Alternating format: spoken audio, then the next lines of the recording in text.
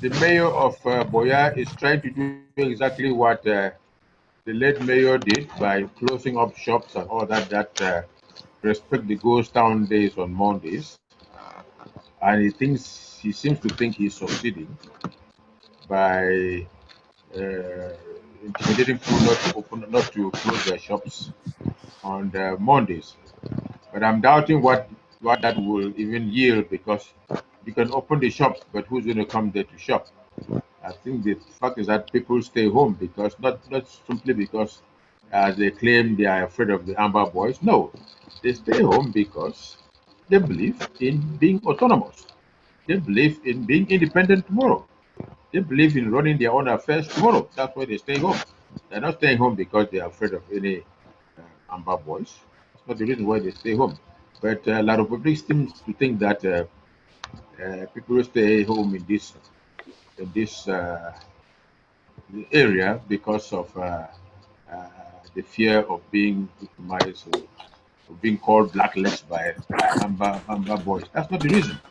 But the public So have always misjudged us for 50 something years. exactly. So and they seem to think that they are winning. That's La Republique, and so what they do is they massively invade an area with so many soldiers, and of course, in the long run, they do nothing to Amber Boys. The Amber Boys are not there, and they go there like a bunch of jerks. After a while, they still have to move out because they cannot stay there forever. So no, again, the same type of rubbish, but that's basically what is going on. In terms of the COVID virus, it's still going on very seriously, and I think they have actually stopped counting, even though they're telling us lies that the disease is under control because of mass testing by La Republique and all that, and that things are getting better. I don't see it that way. I only think that things are going to get worse because people are not exercising any precautions whatsoever. So that's what I'm saying. So that's basically what is happening in ground zero now. Do you have any idea what is currently happening uptown in the grass field around Bafut? Because around Alachu and right in the center there, they even came around the compound there and then picked my cousin. So they were just there. And most people around our area there, they escaped because the army came and was breaking down houses, and people had to run away for their lives. So I got a call. They picked my cousin, the bees. They don't know where he is. They don't know where they have gone up station, and his whereabouts is not known. That is what they do. That's exactly what they do. So fighting per se is not really, you don't really hear it that much, but you only see this invention of communities and people being picked up. And that's what is going on right now. I think the government believes that by so doing, they will eventually frighten people not to support the Amber Boys anymore. So, but I don't think that will work. It's not going to work. It's not going to work.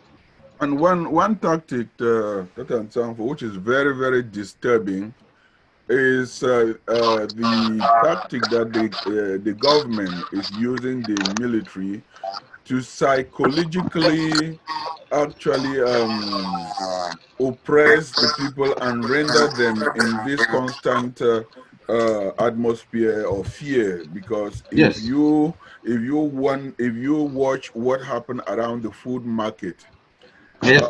Yes. Last time. people living with trauma, who are Yes. traumatized, that is people who Yes. are suffering from mental abuse.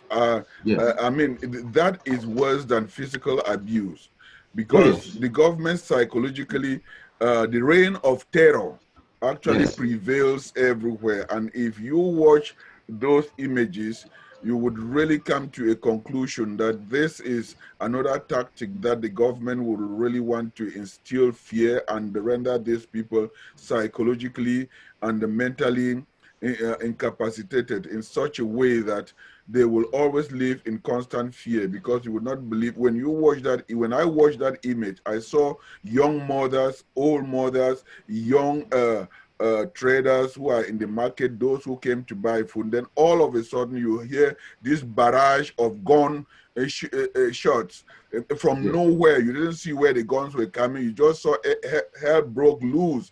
People on Yes. motorcycle, they were running over people, and those who had those injuries that were sustained. I mean, who will account for? Who will take Of care course of not. in the dark? Of course not.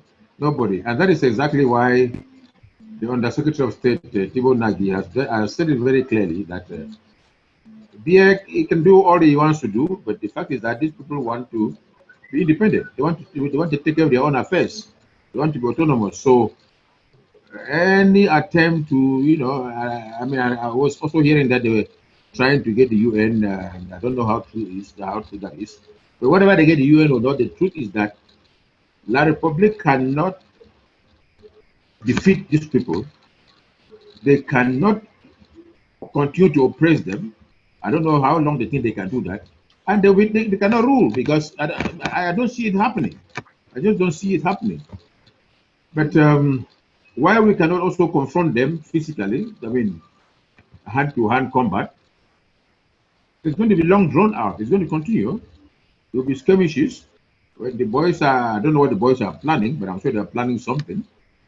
And uh, and that's how it's going to be until there is some peace talk, some ceasefire, and La Republic getting some sense being whipped into its head. Because if they continue to think that they can win militarily by force and all that and suppress people, they're doing that right now. But they've been doing that for 3, 4 years now.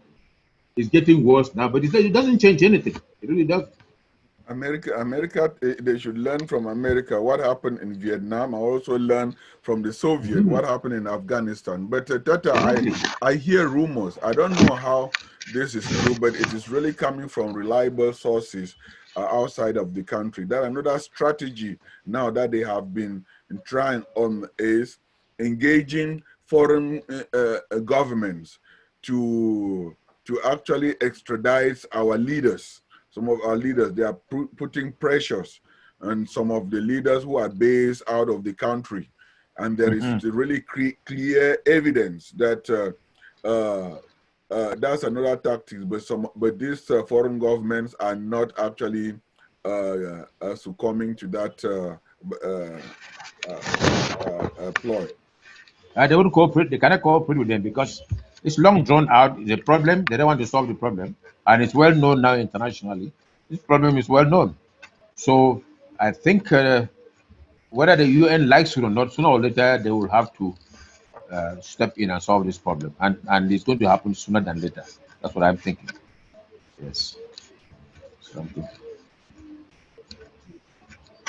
So that is it, and I think beer and it's an old man dying, but it's become very, very vicious. The current tactics now of invading, arresting people arbitrarily, and torturing them and taking them to unknown places.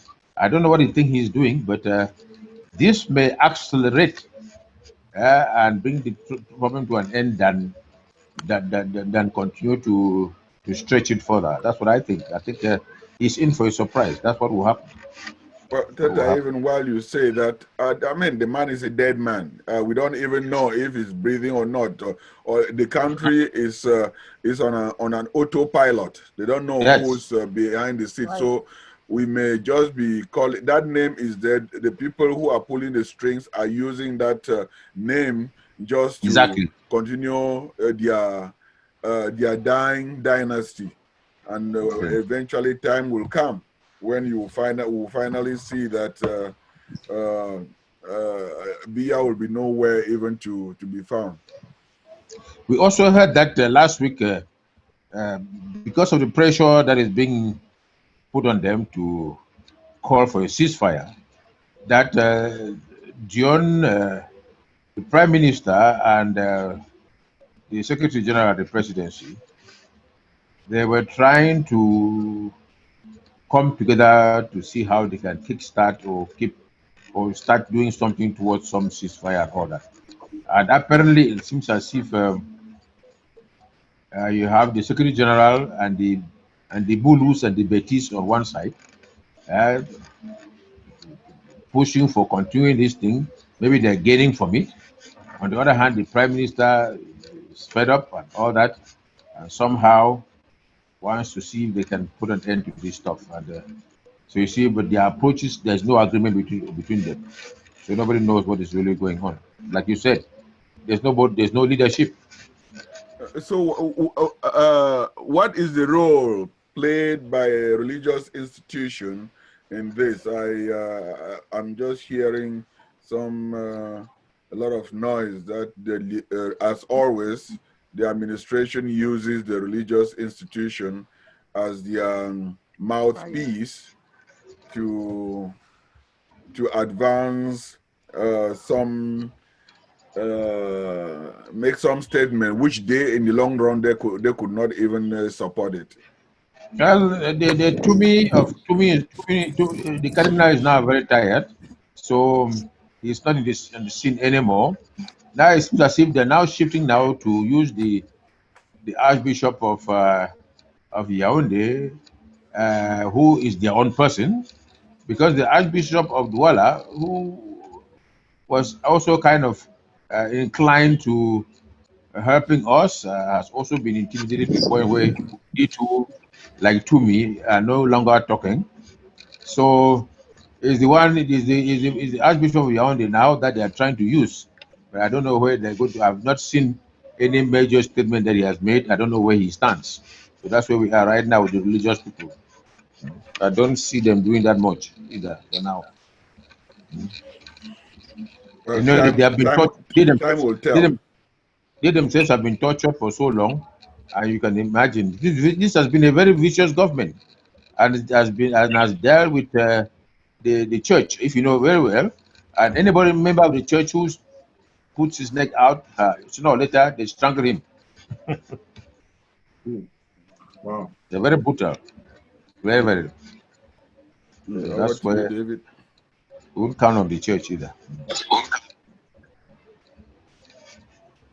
Okay, any questions for Chance 4? Thank you. Okay, thank you very much for that report. I'd like to, I think we should probably skip the general update from team leaders because they're not really here. Tange, I think, is driving, and muted. Well, let's have a little discussion about the state of Southern Cameroon before the federation with French Cameroon. Uh, um, Abakwa, can you speak a little bit to that? Thanks for bringing that up. We just feel that I look at it based on my own experience. Once you are a child growing up, no one tells you about your parents. You don't really know your identity that much, and there is some point that you can feel a kind of complex and inferiority complex because you don't know where you are coming from, and certainly there is no way that you can lie back to get your strength. So coming back to our situation in southern Cameroon, I equally feel that there are many people, and currently some of the leaders who are now leading the struggle, most of them had their debut professionally in La Republique. And they went to school during La Republique. And all they know is La Republique. And La Republique's strategy all along was to actually make us inferior, brainwash us, and make us feel alien, as to use that word which is commonly used in this country. So they will give us names, the Biafra, l'ennemi dans la maison, or so. Then when I listened to some of our leaders, our seniors, who actually had experience to grow up in the 50s and live and worked in southern Cameroon, they know how southern Cameroon was, the institution, the civil service, the company, how structured southern Cameroon was. I just thought that it would be good to evoke those images, that era of our pride and dignity, which will also evoke, we have that longing, that nostalgia, and that in itself could turn the light in us to see where we are coming from, that we are not just people who cannot govern themselves, as La Republique has made us, some of us, to believe, and to look back in the glorious days, which now can ignite that fire in us, not to give up until we get to Boya. So I think we have our seniors who were there, they worked there, and they are still there now. They could share their experiences, and this is not only to us, this is also educating the international community and the younger generation who never lived through that era to be able to know that we have a very illustrious history and background that we can self-govern ourselves and maintain our pride and dignity. Thank you, Changfor. How about? Thank you. How about you? What? I think our admin has just joined in. Oh, admin.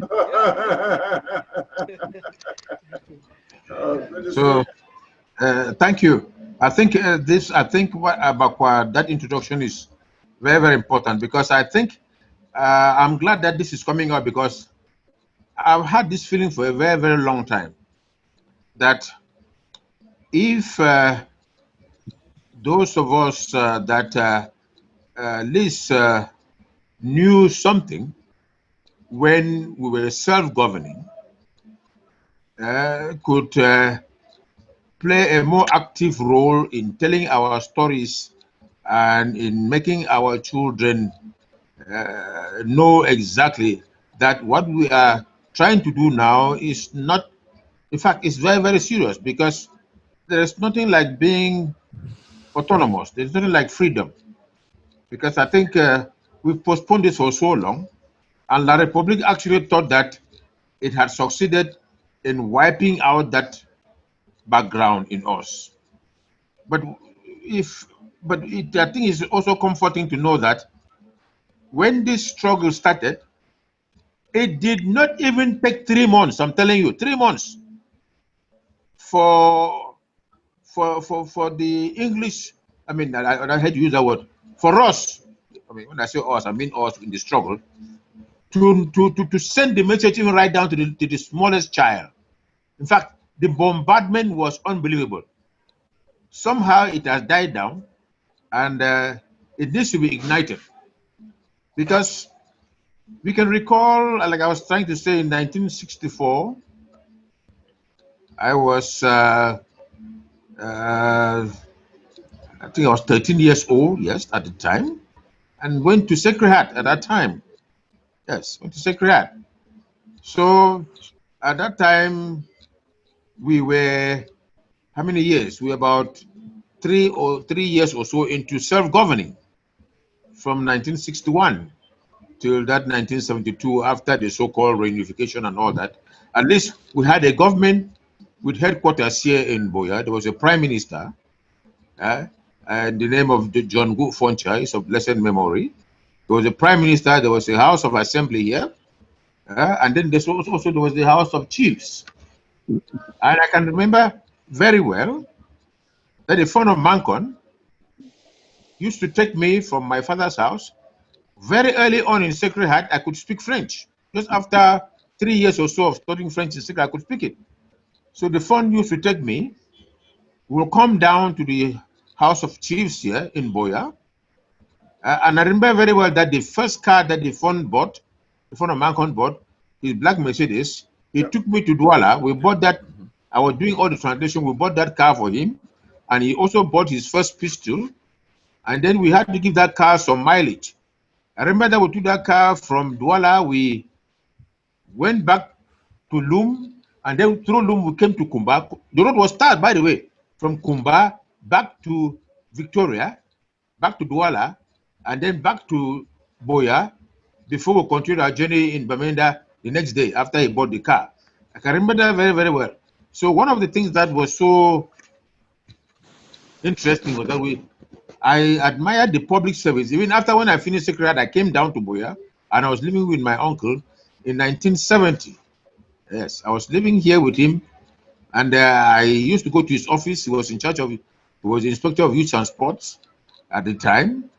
I remember I also visited the Prime Minister's lodge at the time. You pay some modest money to show you the lodge of about 72 rooms, and then all the other structures that we had.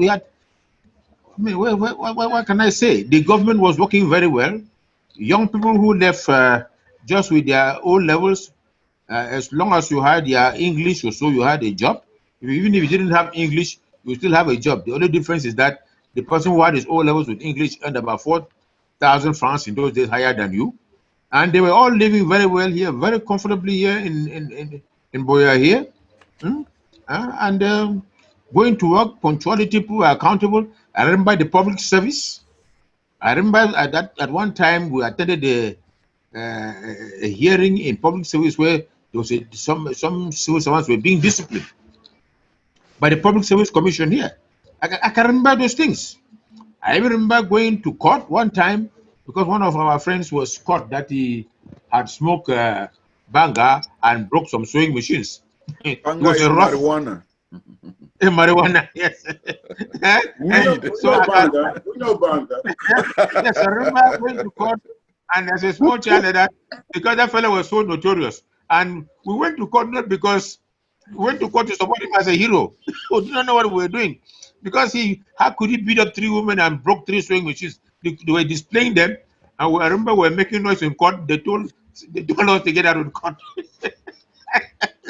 But you can see jurisprudence and arguments and all that, and the guy was well protected. You understand? I remember him sitting there in the dock answering his questions, and they were showing Banga to him. He said he had never seen it. Then all of us burst into laughter. We knew he was lying. But see, what I'm trying to say is that people's rights were respected. They were respected. From the time they picked him up, they never touched him. And eventually the case was dismissed. They just warned him not to do that anymore. Huh? I'm telling you. Yes. Yes. It was a misdemeanor. They told him not to do that anymore. If they catch him again, then he will really go to prison. I can't forget that. So I can remember the police. The police was your friend. The prisons were reformatory areas, right? Yes. I can remember the police college in Mutengene. When the police college came out for the Empire Day, or for that is what we used to call it. They were spotless, neat, and all that. The shoes, you can see your face, very disciplined. They were your friends. The police were your friends. Then we had our paramilitary, the mobile wing, highly respected. When you saw them, you automatically behave yourself, because you know that the paramilitary is around. There were no nonsense people, so you behave. Nobody needed to tell you to behave. Just as when I landed in America, I remember my first experience when I landed in America. When I saw the police, I just knew that these were people that you had to respect. Although now they're now arresting blacks and beating blacks up and all that type of stuff, but it wasn't really like that. So we had a good government here. I remember it was a government of 12, cabinet of 12 secretaries of state. That's how they were called. Kankolo them, Dabuko them, Nanjo them, Kemcha them, PM Kale them, all that. The speakers, I remember all these guys. In fact, I remember telling my uncle that I want to go to school and come back and be like him and live in this GRA, this nice place. It wasn't that, but every house had flowers and all that. Beautiful. The roads were not that, but the beauty, the calmness, the discipline, the peace, and all that was unbelievable. The nostalgia is such that then I remember what? I remember Santa Coffee Estate. I remember their coffee. In fact, when I was going to America in 71, I took Santa Coffee with me. Yes. Tins. I had about 7 tins of Santa Coffee. And then do tea. When I went there, people drank it. I only remember them. I never drank those things. They were commenting that this is wonderful coffee. I remember this Jewish person that came to pick me up. That was my host family. My goodness, that coffee, they were celebrating that coffee for about almost 3 months. Yes, we're celebrating that Santa Coffee for about 3 months. So you see, what is it? All the lot of people was just to dismantle all those structures, because technically they had an agenda, and that was an agenda of complete. It was not even just assimilation, but completely destroying our system, destroying us to make us, in fact, to be non-existent, in fact, to render us as people with no identity. So over all these years, even all this idea they will carry for them and all that has meant nothing. For me in particular, it has meant nothing. And I must tell you the truth that I made a mistake coming back home. And that was because my wife said we should come back. Otherwise, I wouldn't. In fact, it was the biggest mistake in my life coming back when Ahijo left and this guy took over. It was the biggest mistake. We were hooked into to believe that he was a Democrat and that things will be much, much better. He has even turned out to be useless, autocratic, a killer. What I can use all the names, all the adjectives. It's been a nightmare. Okay, in the public service in those days, everything was the day you were employed here in Boya, whether you were from Cambe, from wherever, that was it. The initial information you provided, that was all. Your salary was paid at the end of the month. No such thing as holding back your salary to pay some part and pay some years later. Advancements were automatic and based on merit. What is it? What is it? It was a system, a well-defined system. You enjoyed being in the public service. You enjoyed even being a citizen. People's rights were respected. I can remember that very, very well. But the moment these fellows we joined them, it was the biggest mistake in our life. And we are still. Can you talk about like the industry? We have Kilo, Nanga, Che, and also the marketing board. And I also, when I was talking to one senior person, he talked about the Cameroon Air Transport, which eventually became Cameroon Airline. That's why Cameroon Airline is English, not in French. That the French Cameroon, they never really had an airline. Everything was. Oh, they had none. They had none. They had none. They had none. We had the Cameroon Air Transport, which was flying from here to Calabar, from here to Britain, from here to Lagos, continuously. I mean, I mean, you know, I can remember Fentley, that airport. Foncha used to land at that airport when he comes back. People used to take that thing to go to planes from Chico here. Chico was an international airport. It was. And then we had a series of airstrips, which were also, yes, Bisonga and Bali. They were operational. We had everything. We had everything. So one person also talked to me that when Ahijo visited CDC and Southwest, they took him around and showed him the hierarchy, the structure. Ahijo was just so terrified, and then he made a statement that, in fact, in the federation, this will be a country within a country of its own. And so that really frightened him, and from there he started dismantling everything. Yes. The English system and the Cameroon Bank and our treasury. The engineers in CDC were unbelievable. I mean, the Francophones had no engineers. Then you have Powercam there, our electricity corporation. The engineers here were our own trained in England. So each time there was a meeting between our Powercam and some people in the DID, we came with our own brothers, but they came with Frenchmen for the meeting.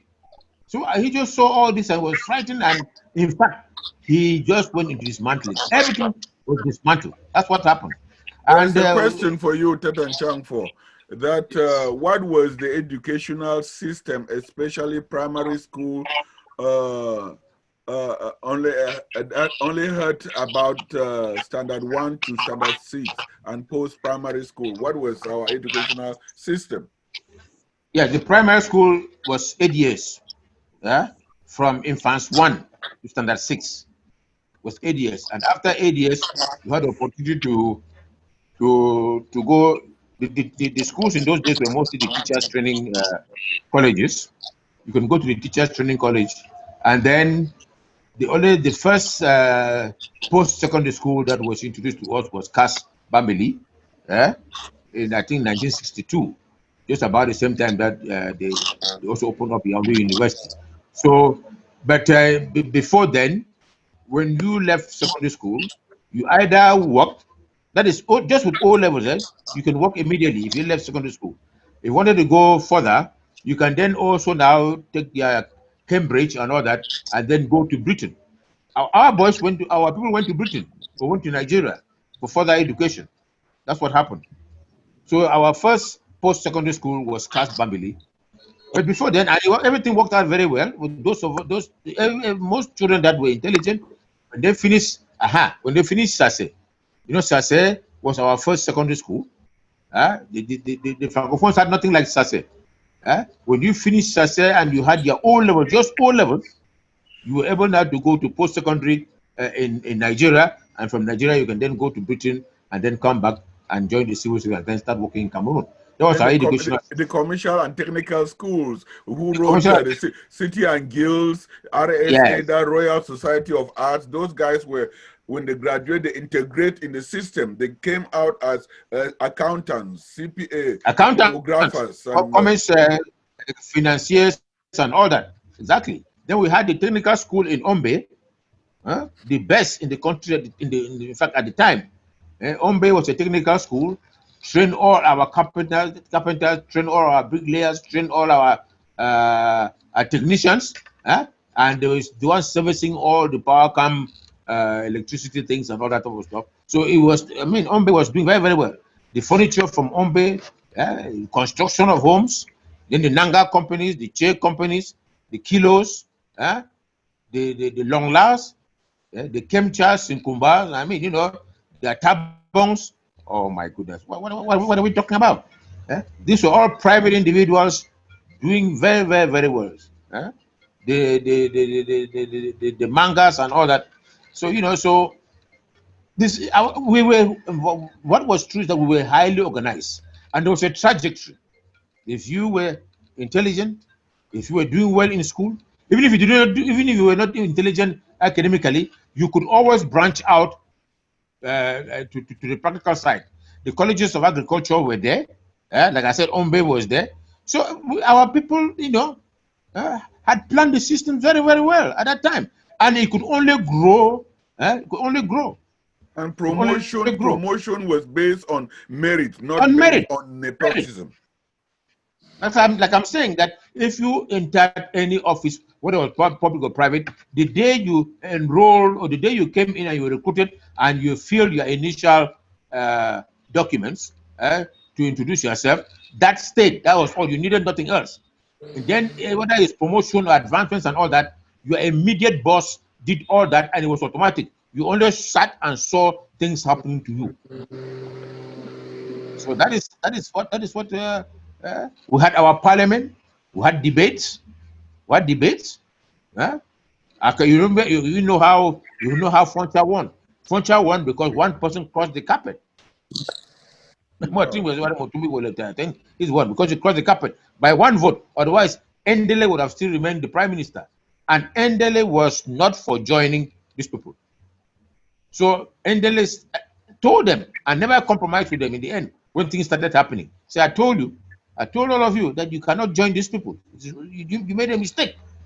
You left Nigeria peacefully and came here, and suddenly you want to go and join people who do not have. In those days there was this. There was a lot of fighting because again we had independent. What do we call? What do you call them again? UPC. The UPCs and all that. The Makizas, the so-called Makizas, those were true patriots. They were calling them terrorists, but these were freedom fighters because they did not like the independence, the term of independence that France was meddling with and trying to give them. They wanted their own independence completely without any French intervention and meddling. But of course, Ahijo eventually betrayed them and all that. Those guys were slaughtered in their numbers. They were called terrorists and hunted down. So you see, those are our freedom fighters. But at least in the East Cameroon in those days. So a lot of them escaped here and sought refuge here in Kumba, in Boya, in Tico, in Limbe, in Bamenda. Name it. We gave them asylum. We I took all of them. remember, I grew up in Jombe, Penja, Lum. That's where I went to school. And that area, it was really a hotbed of the Makizas. And that Exactly. is NS Wandi came out in Penja. So it was quite a very hot zone. Exactly. When I talked to admin too said that he had some contribution and ideas. Admin, do you have any to complement what that Antangfo is saying? Thank you. I'll first of all start by apologizing for last meeting. I couldn't make it.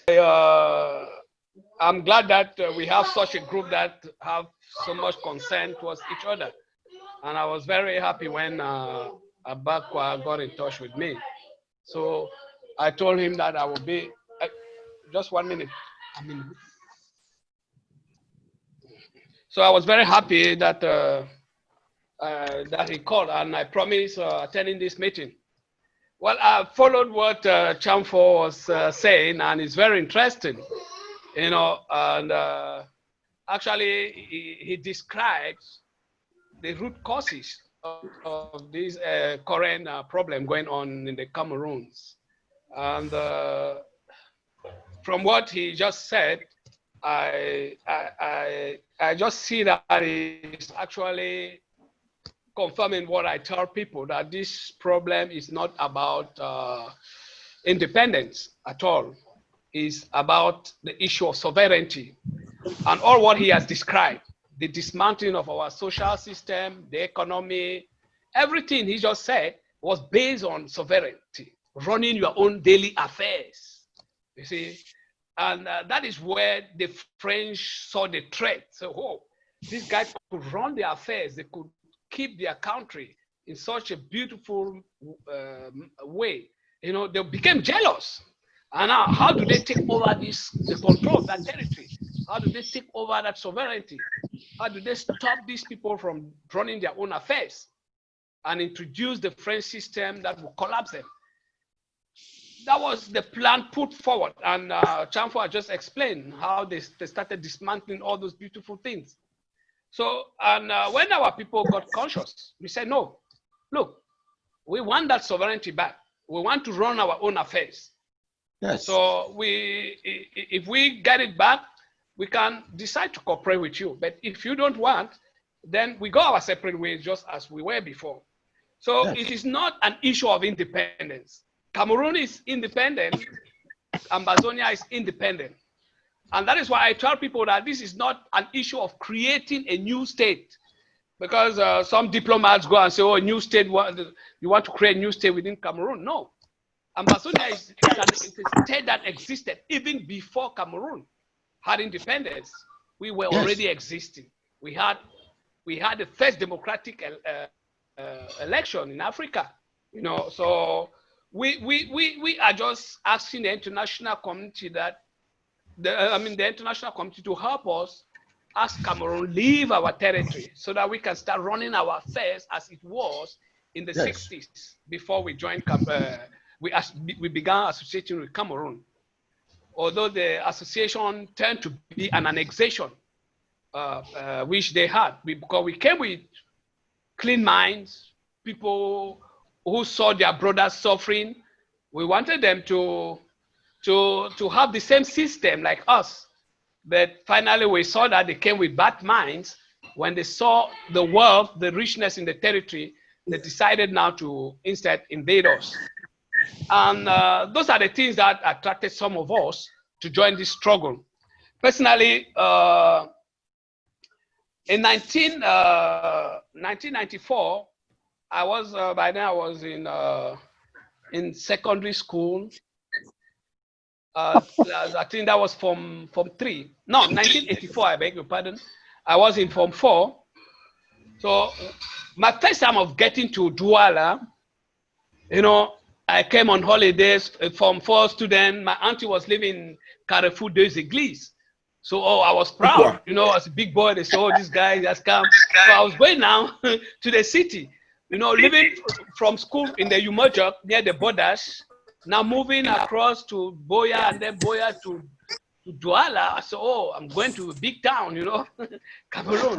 So when I got there, but then there was this Sotu, there were free buses.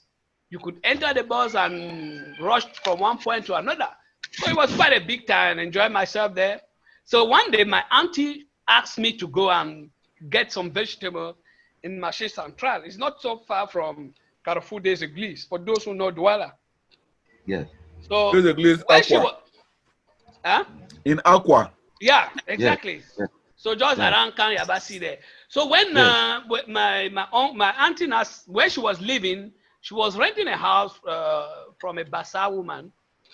So when I came on holidays, the woman actually wanted the son to learn English. So he said he used to keep the son busy in our house, helping me to clean the ditches so that I would just be talking English with the son so that he picks one word. Mm-hmm. So my auntie sent us to go and get some vegetables in Marché Central. So we bought the bus just in front of the door. And when I was just entering the bus, my friend got on board first. Then when I was entering, I was talking with him, backing. So I didn't know that there was another man behind me. So people were pushing, you know, in those days when the bus stops, you just push and get in. Yes. Campbell. So as I was backing the man, I just saw him, he turned me around and then slapped me. It was a man around, he was about 47 years old man. Oh my God. Everybody, they were speaking bad French. Everybody turned and was looking at him. So one woman, one woman was there, she could not bear it, you know. So she asked that, why did you slap this guy?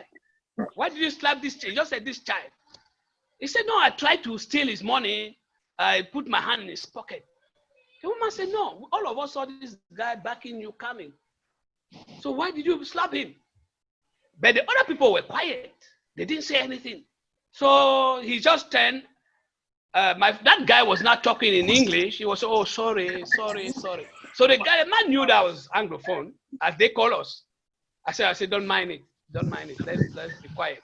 So the man just turned and said, why are you even talking? Is it not Biafrans? These are the things I usually went and picked in Nigeria, and they're coming to disturb us here. I turned all over. Everybody was quiet. The other one said, yeah, these Biafrans, they need to go back to Nigeria. No. So we sat quietly. When I came back home, my jaw was really high, you know. As a child, we were just from 4. So my auntie saw my jaw. She asked, I explained. She could not, she asked me if I know the person. I said, well, I don't, this is my first time of coming to Douala. We don't know anybody. And it's a big town.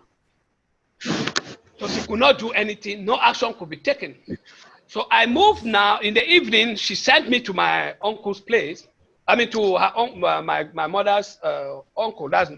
I would say it's their father, because my mother's father died a long time ago when they were still young. So it's their uncle who brought them up. Albert Ngwana, some of you might know him. Maybe Chamfo will know him. He was the first Cameroon bank manager, Albert Ngwana. Yes. So, yeah, I think the name should be popular, should be familiar with the name. So when I visited him, he saw my jaw. He said, but Daddy, what happened to your jaw? What happened to it? So I explained the whole incident to him. And then I asked him, but Pa, are we Biafrans? That was when I smiled. I said, where did you get that name? So where did you hear that? I said, no. I said, the person who slapped me actually called me a Biafran, and that we should go back to Nigeria. That's why he smiled and told me now that I should sit down. So I sat, and then he went and removed his book. The book he was preparing for launching of his party, Cameroon Democratic Party. Actually, that was the first party that was launched in Cameroon. And it's not the SDF, although most people think that is the SDF, but it's not. It's actually the Cameroon Democratic Party that was launched in 1985. By then you had the people like the Tumazas, Yondo Black, all of them were supporting. I know you should know the party.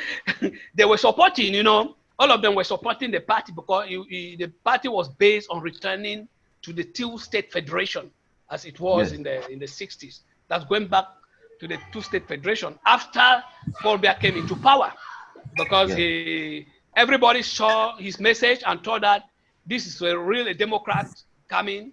So people now started forming political parties.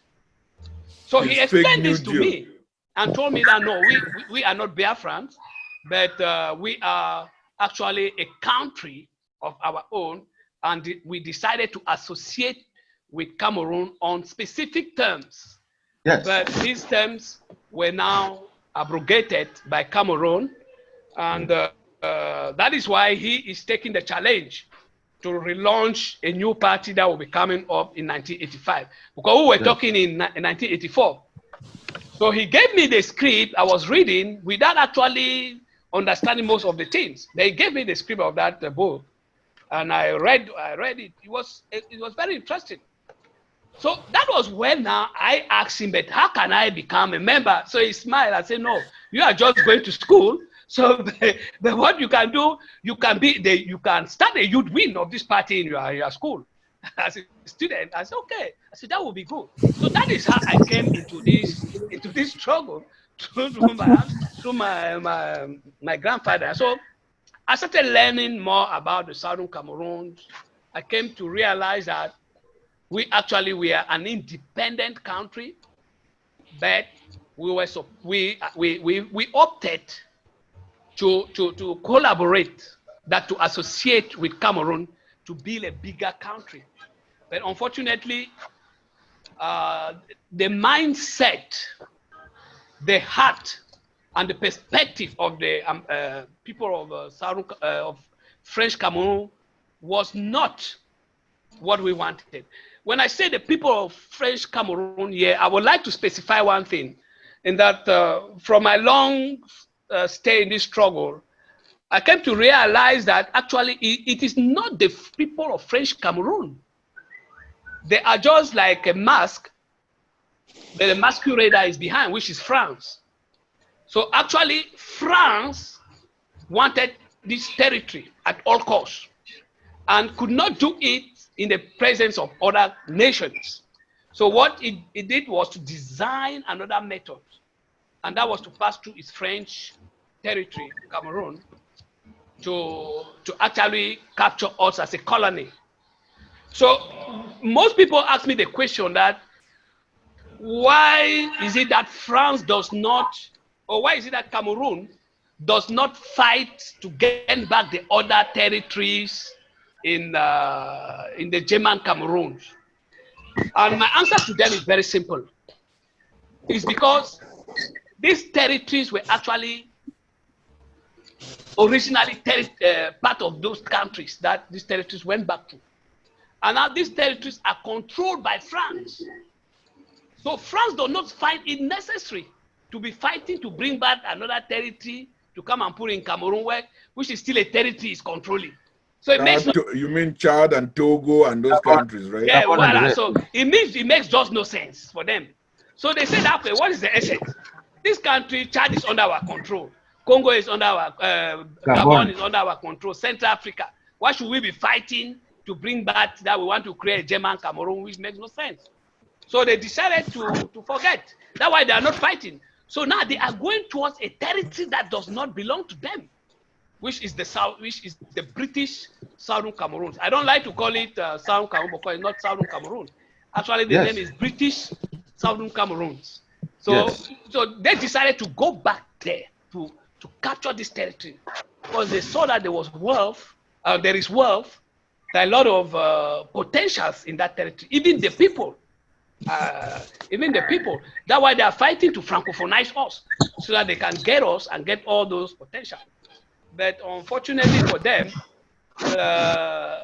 I believe that the French are confused between mafia and politics. For them, when they're doing mafia, they think they're doing diplomacy, which has actually failed them. And the Southern Cameroons is an example that what they were doing, they were not killing us, they're killing themselves. Because we are at the verge of falling apart. Each country going its separate way. There's nothing that will stop us, and that's the diplomacy now. And just as Chamfo said, it took just seconds. You know, it was something that was burning in the mind of each Ambazonian. And when the right moment came, we saw the explosion. There was no need going to knock your neighbor's door to tell him that, look, this is Ambazonia time. No, everybody rose up. And that's why we say that we are rising now, never to fall again. Exactly. Never to allow what happened to us in the 60s to take place. On that, I really, as a young boy growing up in Bamenda town, I quite remember. I mean, these images stick in my mind. At the Bamenda Stadium, starting from Commercial Avenue. These guys, I could see and hear Francophone soldiers speaking in French, conducting what they call Calais. That Calais is they will come in a neighborhood. That's a strategy of intimidation. And terrorizing the people. Yes. They will come in a neighborhood, they will just arrest everybody. They took off, I mean, these guys were dressed in suit, really neatly dressed. They had afro clean and very, very kempt. They took them to the stadium. They had them to sit in the mud. Yes. And then when they sat in the mud, they brought scissors. I mean, imagine that picture. They brought, these are our parents, our aunties, our people that we look up to as a young child. They were seated in the mud These guys were whipping them, hitting them with the barrel of their gun, and with the scissors, they put a line in their neat hair. And those are the intimidation. And also, I also remember they introduced what they call laissez-passer, which was which was something that we in the Anglophone region did not know what laissez-passer, as the name implies, laissez-passer is in French. So you can imagine how these people use terrorism, intimidation, and just to make us really crawl back into our shells like tortoise. So we were carrying all this and all along waiting for the opportunity.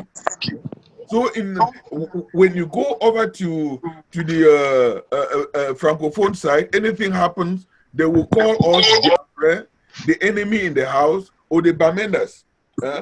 Anything happens in Cameroon, they will, and then at some point, since we stood up our grounds, they would refer that this Bamenda, anything happening in Cameroon, in Yaoundé, is like, they will ask, has Bamenda reacted? So it really showed that we were people who would rather really die than go on our knees to be spoon-fed.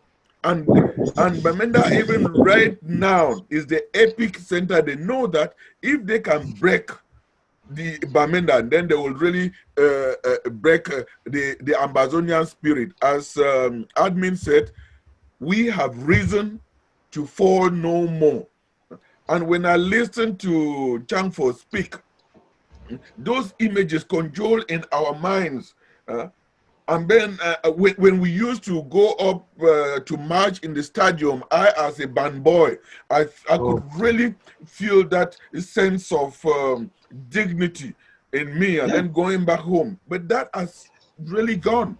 But what really made me looking back now is the humiliation that I saw my seniors, my elders, going through this. And when I talk to some of our leaders, they always say, go to school. Don't start now because you will be crushed. Right? And our leaders were very good visionaries, because they they wanted us to be prepared. So that my father, we start this you can fight. remember my father, how he never played with education. Single-handedly taking children and sending to school. I remember during the Congress of was it Congrès de la Maturité, the Congress in 1985.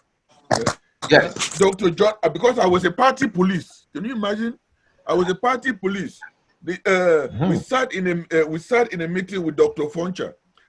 Most of these things were they were asking him a barrage of all these questions.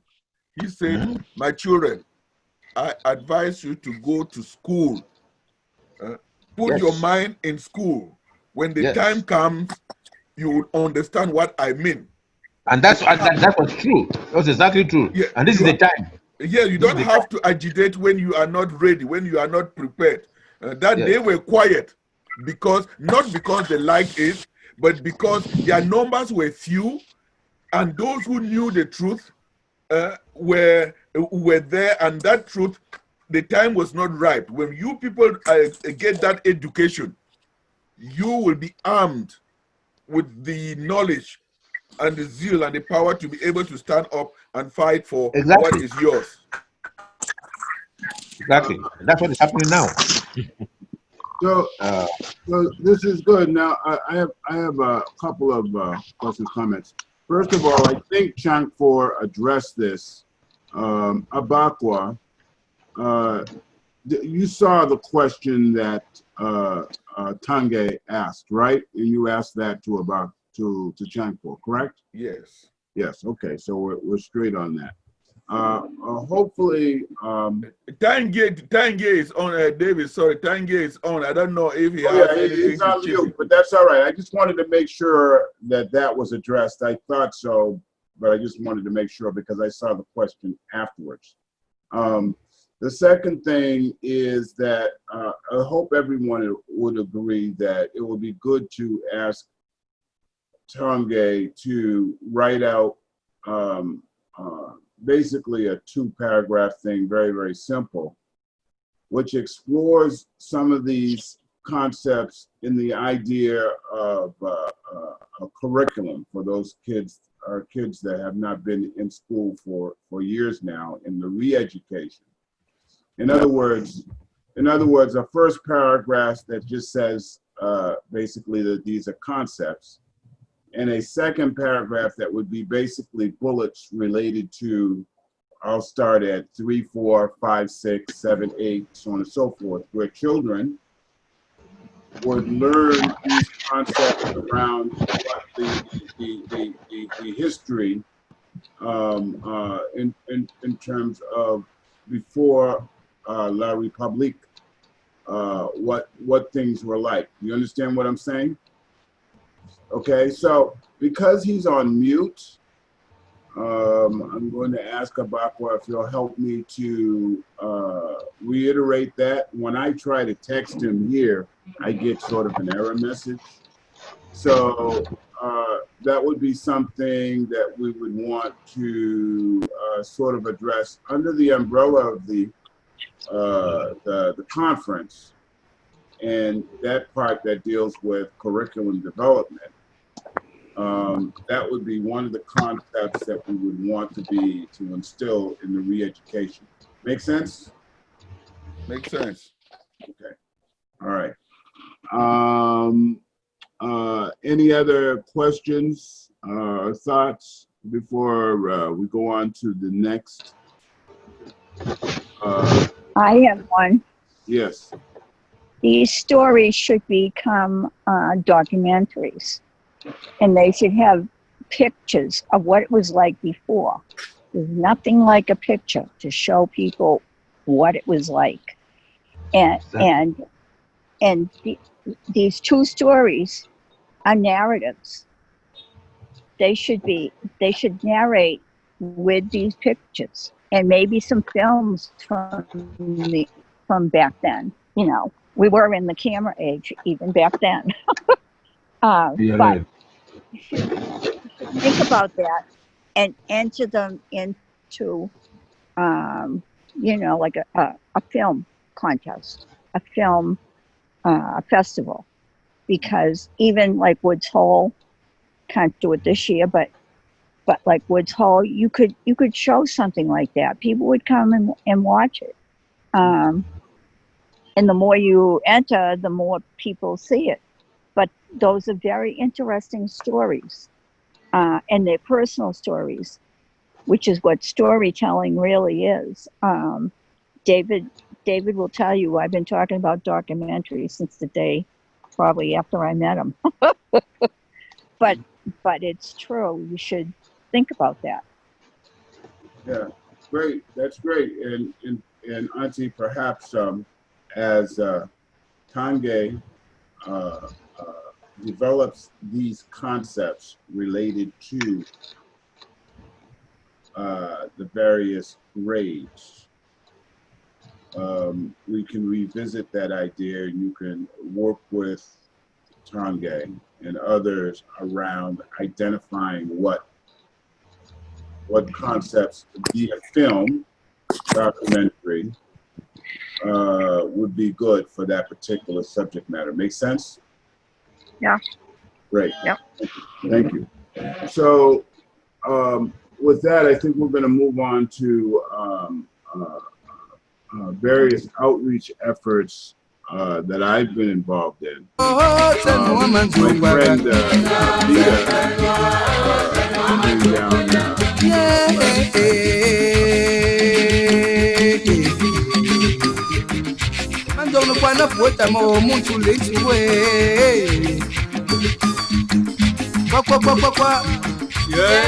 Nechebina partner the moon and come ultimate shame kuna. They belong and check us at a time. Go check if you got to go to the baby summer. What it is? The Manandama would tell it. Well, got that. Bugulun digging a down passing on the Garabi, you're going to go back to them or put more tin and charter. Looking to want to consume the Casarabia. I bet I'm going to work for Casar and Jimmy Lana.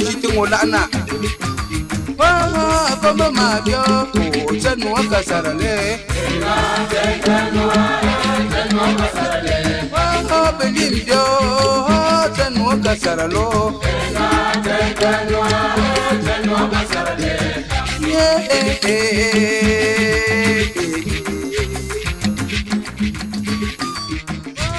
Como Mario,